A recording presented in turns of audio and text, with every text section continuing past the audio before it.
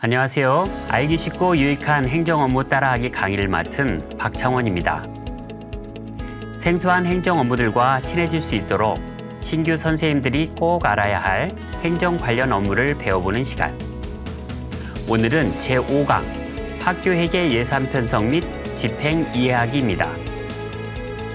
예산 용어 이해하기, 학교회계 예산 집행 이해하기, 목적 사업비 성립 전 예산 편성 방법에 대해서 알아보도록 하겠습니다.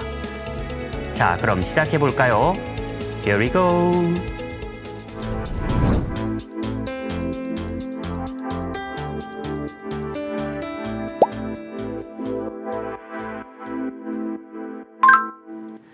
예산 용어 이해하기 첫 번째는 학교 회계입니다. 교육청에서 사용하는 교육비 특별회계 회계 연도가 매년 1월 1일에서 12월 31일인 것과는 다르게 학교 회계는 학사 일정에 맞추어 회계 연도가 매년 3월 1일에서 다음해 2월 말일까지로 정해져 있습니다. 학교 회계는 수입 기준이 되는 세입 예산과 지출 기준이 되는 세출 예산으로 구성되어 있습니다. 두 번째, 성립 전 예산 편성입니다. 국가나 지방자치단체 등으로부터 용도가 지정되고 소유액 전부가 교부된 경비는 성립 전 예산을 편성할 수 있습니다. 대표적인 것으로 도교육청에서 보내는 목적사업비가 있습니다. 성립 전 예산 편성은 추가 경정 예산 편성 전에 긴급하게 사용하기 위해서 하는 것으로 시스템상에서 차기 추경 예산에 자동 반영하도록 되어 있습니다.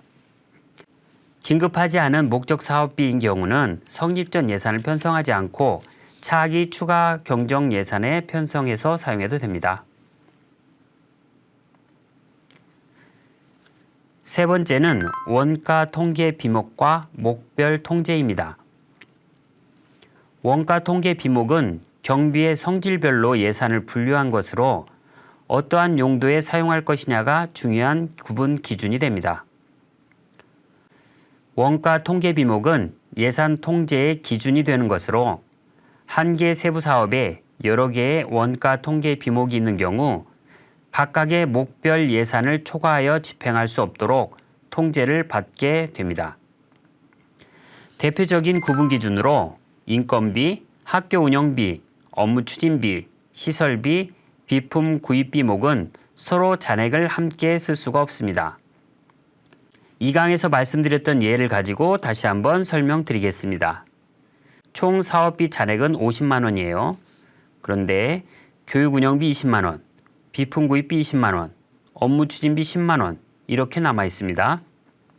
이런 경우에는 학용품 구입, 교육 운영비 비목이죠. 25만 원 품위가 안 됩니다.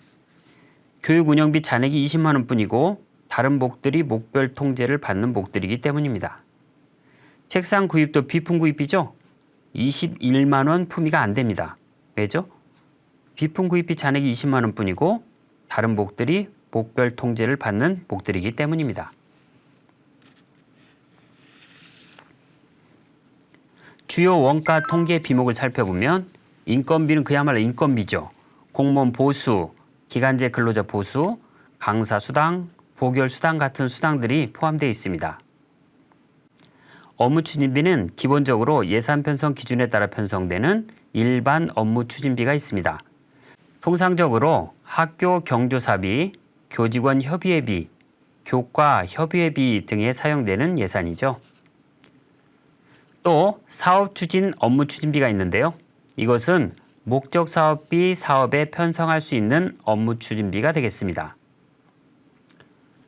비품 구입비는 책걸상, 사물함, 컴퓨터 등 대략 10만 원 이상이고 단연간 사용하는 물품들, K-에듀파인 물품 대장에 등록해서 관리하는 물품들을 구입하는 예산입니다. 학교 운영비는 대부분 교육활동 경비가 포함된다고 보시면 되겠습니다. 다음은 학교회계 예산 집행 이해하기입니다. 학교회계 예산 집행은 예산 편성, 사업 담당자의 품위 요구, 계약이나 주문 등 원인 행위, 납품과 검사 검수, 업체의 대금 청구, 지출결이 대금 지급 순으로 진행됩니다. 하나씩 기본 개념을 알아보도록 하겠습니다. 예산은 대표적으로 본예산, 성립전 예산, 추가 경정 예산이 있습니다. 본예산은 12월에서 1월 사이에 편성하는 기본적인 학교회계 예산이라고 생각하시면 됩니다. 성립전 예산은 목적사업비 배정 시에 수시로 편성하는 예산입니다. 추가 경정 예산은 본예산 편성 후에 사업비가 교부되거나 사업 내용이 변경 또는 취소되는 등 변경 사유가 발생할 경우에 편성하는데요. 학교에서는 통상 5월에서 9월, 12월에서 2월, 1년에 2, 3회 정도 편성하게 됩니다. 다음은 품위 요구입니다. 사업 담당자가 품위 요구를 하게 되는데요. 당연한 이야기지만 사업 예산의 세부 항목 금액 범위 내에서 품위하셔야 합니다. 그리고 해당 세부 항목에 대해서 사업 담당자 권한을 받아야 예산 선택을 할 수 있게 됩니다. 예산이 안 보이신다면 사업 담당자 권한을 안 받은 것으로 생각하시면 됩니다. 예산액과 예산 현액이 있는데요. 예산 집행에서는 예산 현액이 더 중요합니다. 예산 현액에는 올해 편성한 예산액 더하기 전년도에 2월 된 2월금이 포함되어 있습니다. 예산을 집행하실 때 전년도 2월금을 올해 예산보다 먼저 사용해야 되겠죠? 예산은 상반기에 조기 집행하도록 안내드리고 있는데요. 2학기 사용분이 아닌 경우에는 가급적 6월 말까지 집행해 주시면 좋겠습니다. 예산을 안 쓰고 남겨놓았다가 연말에 집중 집행하는 경우는 없어야 되겠죠? 다음은 원인 행위입니다. 원인 행위는 지출의 원인이 되는 행위를 한다는 뜻인데요. 전화로 주문을 하거나 인터넷으로 주문 버튼을 누르거나 마트에서 물건을 사거나 음식점에서 음식을 먹거나 버스를 타거나 계약서를 쓰는 행위들이 다 원인 행위에 해당이 됩니다. 중요한 사항은 반드시 품위 결제가 완료된 이후에 원인 행위를 해야 한다는 것입니다. 미리 주문하고 사후에 품위하시면 안 됩니다. 품위, 원인행위, 지출은 시간의 흐름 순서가 매우 중요하다는 점 잊지 마시기 바랍니다.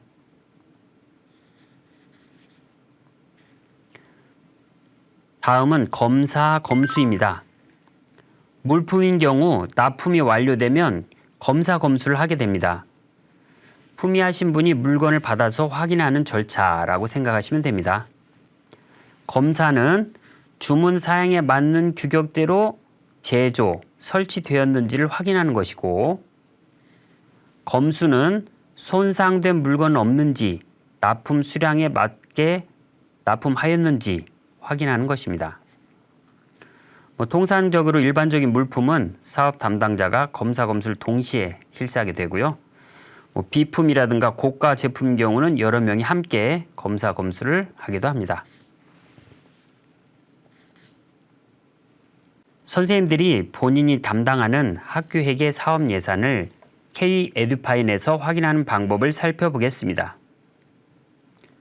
학교회계, 사업관리, 사업관리 카드, 사업관리 카드 예산 메뉴에 들어가시면 화면과 같은 내용이 보이게 됩니다. 산출 내역에 따른 원가 통계 비목, 예산 현액, 집행액, 예산 잔액 등을 확인할 수가 있습니다. 밑쪽에 버튼들이 있는데요. 여기를 클릭하시면 상세 내역을 확인할 수 있습니다.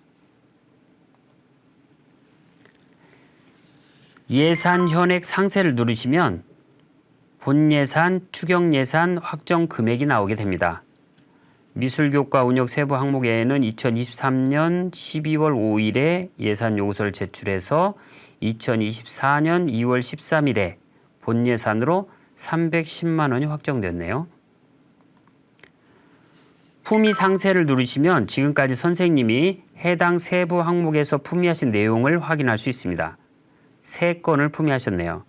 두 건은 진행 상태를 보면 원인 행위까지 완료되었고 한 건은 품위 결제가 완료된 상태라는 것을 확인할 수 있습니다. 여기서 품위 제목 관련 복습을 해보겠습니다. 2024학년도 이런 것들은 불필요한 표현이라고 이 강에서 말씀드렸죠. 그리고 다 똑같은 제목이죠. 10만 4천 원짜리가 뭔지 65만 9천 원짜리가 뭔지 생각나면 좋겠지만 이거 조금만 지나도 생각이 안 나게 되잖아요. 이렇게 다 똑같으면 구분이 어렵겠죠. 그래서 예시처럼 중요 물품을 넣어서 1학기 미술과 유아물감의 사종 구입이라고 적어주면 제목만 가지고도 구분이 더 쉬워지게 됩니다. 여러분들 꼭 실전에서 활용하시기 바랍니다.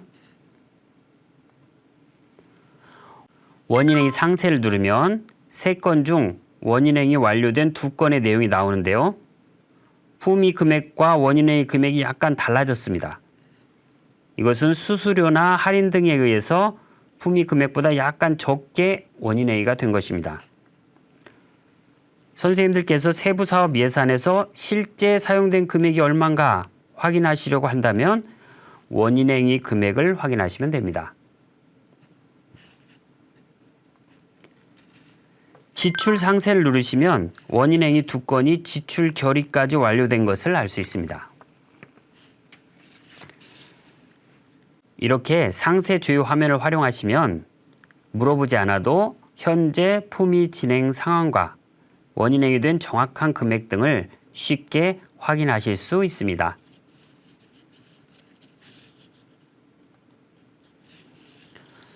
이번에는 학교회계 예산 편성 및 운영 지침에서 알아야 할 몇 가지 사항을 알려드리도록 하겠습니다. 첫 번째로 지침으로 정하는 기준 경비인데요.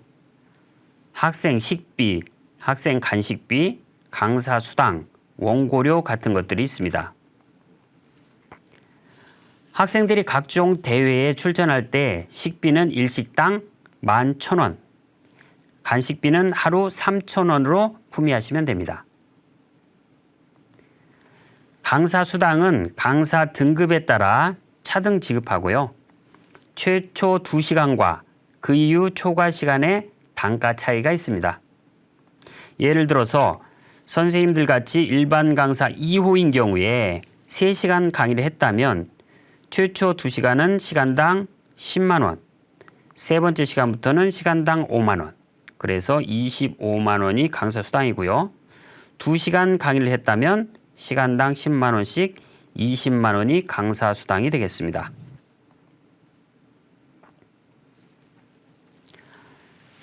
(2024학년도) 학교회계 예산 편성 및 운영 지침에 보시면 표로 잘 나와 있습니다.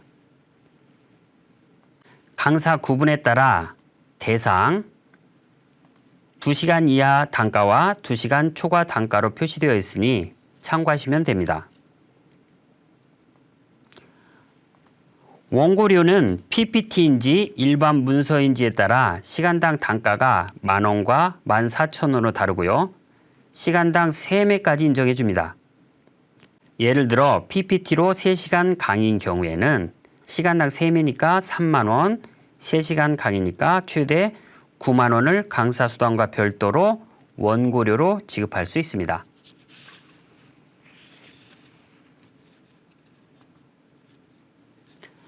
여비 지급 기준 중에서 학생 인솔 시 일비는 일수에 따라 지급하는데요.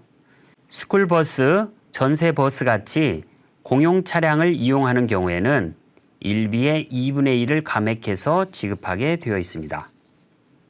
현장 체험학습 같은 경우 실시 전 시간의 결제를 받고 시간에 근무를 하는 경우 시간의 수당을 받을 수 있는데요.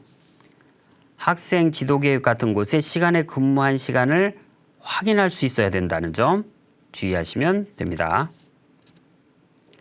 국내 여비 2호 기준으로 일비는 25,000원, 식비는 25,000원 정액 지급이고요. 교통비와 숙박비는 실비 정산이어서 증빙 서류를 첨부하여 정산서를 제출해야만 지급받을 수 있습니다.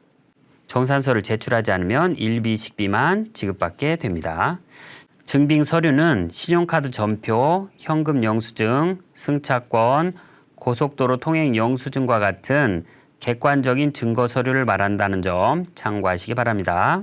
이어서 목적 사업비 성립 전 예산 편성 방법에 대해서 알아보겠습니다. 목적 사업비가 배정되었을 때 성립 전 예산을 편성하는 절차를 알아보겠습니다. 첫 번째로 목적 사업비 배정 및 교부 공문이 옵니다. 목적 사업비는 스포츠 클럽 운영이라든지 틈새 공간 물품 구입, 학교 폭력 예방, 금연 실천 학교 등등이 있겠죠. 두 번째로 목적 사업비를 해당하는 세부 사업에 연결해주고 사업 예산을 배부해줍니다. 어느 예산에 연결할지 또 신규 사업인 경우는 행정실과 협의하시면 됩니다. 세 번째로 성립 전 예산 요구서를 작성해서 내부 결제를 합니다. 학교에서 사용하는 한글이나 엑셀 서식에 작성하시거나 내부 결제 본문에 포함해서 작성하시면 됩니다. 네 번째로 행정실에서 시스템으로 성립 전 예산을 편성하고 사업자 담당자를 선생님으로 지정해주면 해당 세부 항목에 예산이 보이게 되고 품위가 가능하게 됩니다.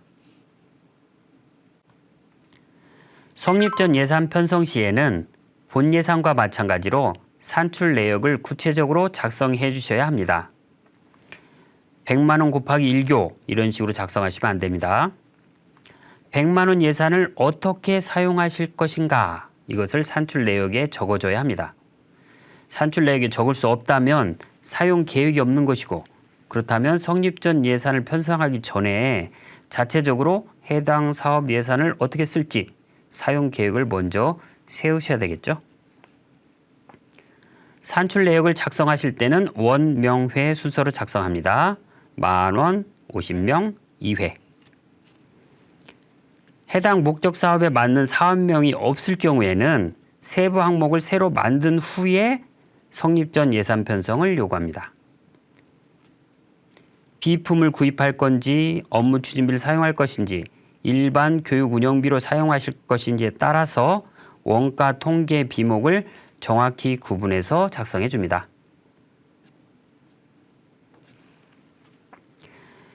내부 결제 예시를 보면 스포츠 클럽 활동비 성립 전 예산 요구네요. 1강에서 말씀드렸던 것처럼 관련 대우를 첫 줄에 적어줍니다. 2번 내용을 보면 차기 추경 예산에 편성하여 집행하기에는 정상적인 사업 추진에 어려움이 있을 것으로 판단되므로 라는 내용이 있죠. 원칙은 차기 추경에 편성해서 집행하는 것이라는 거죠. 목적 사업비가 급하게 사용되는 것들이 많잖아요. 그래서 차기 추경까지 기다리면 적기에 집행할 수 없기 때문에 성립 전 예산 편성이라는 특별한 방법을 만들어 가지고 예산을 사용할 수 있게 해준 것이다 라고 이렇게 이해를 하시면 되겠습니다. 원가 통계 비목을 잘 작성했고요. 산출식도 원명회로 잘 기록해 줬네요. 목적 사업비는 집행 후에 정산이 필수입니다. 집행할 때부터 정산을 염두에 두고 자체 예산이나 다른 목적 사업비와 집행 잔액을 잘 구분해서 사용하시는 것이 중요합니다. 그렇기 때문에 하나의 세부 항목 안에 여러 개의 목적 사업비를 편성하지 않는 것이 정산에 유리하겠죠. 집행 잔액이 10만 원 이상이면 회계연도 말에 도교육청에 반납하는 절차를 거쳐야 합니다. 가능하면 목적 사업비는 전부 다 집행해 주시면 좋겠습니다. 업무 추진비는 일반 업무 추진비와 구별되도록 사업 추진 업무 추진비에 편성해 줍니다. 사업 공문이나 지침을 잘 확인하셔서 편성 비율에 맞게 편성해야 됩니다. 오늘은 학교 회계 예산 편성 및 집행 이해하기에 대해서 함께 살펴보았습니다. 알기 쉽고 유익한 행정 업무 따라하기 5차시 강의가 이렇게 마무리되었네요. 선생님들이 학교 행정 업무와 친숙해지는 데 도움이 되었으면 좋겠습니다. 함께 해주셔서 감사합니다. 행복한 하루 보내세요.